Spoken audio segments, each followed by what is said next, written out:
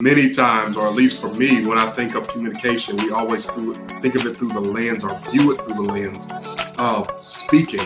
When what you just said, that the first step to effective communication is actually not saying anything, it's listening.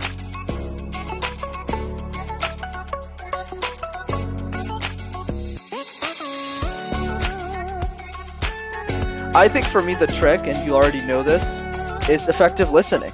Right? It's how do you listen first, and more specifically, to add a little bit more granularity there, you know you're a good listener when you respond with questions, not statements.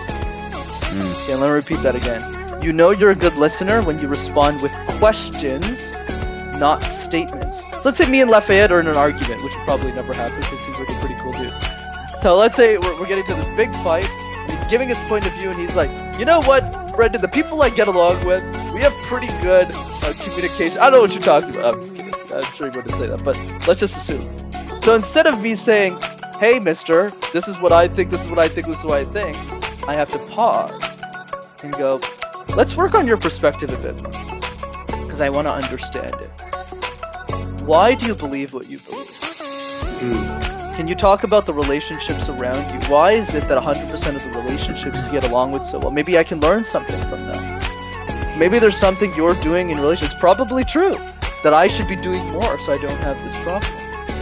Right? So because I'm focusing on your perspective and not mine, that shows I'm a really good listener. But instead, and this happens in every argument, every fight all the time, whether it's politics and everything, it's literally statement, statement, statement, statement.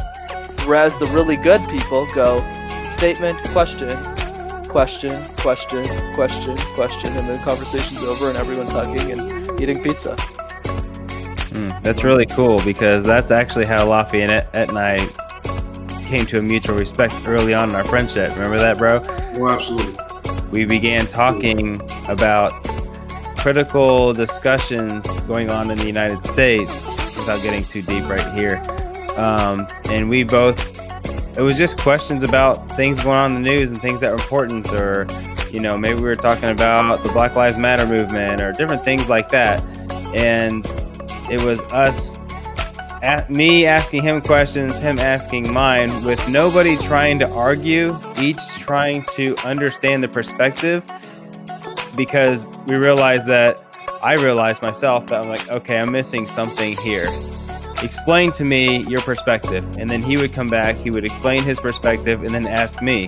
And then what we realized, which is really cool, which is why we started the podcast, is we both wanted the same results. We just grew up with slightly different, they weren't way different perspectives. We had the same heart. We just realized that we had like 2 degrees difference. That was it, in perspective of a circumstance. And so once we listened to the other perspective, that's where our respect grew for each other. And we still don't always agree 100% in every single little piece, but we're always kind of slowly navigating closer on the same spot as we grow in friendship, because we just keep understanding each other's perspectives, which does change how I view things. It probably changes how he views things over time.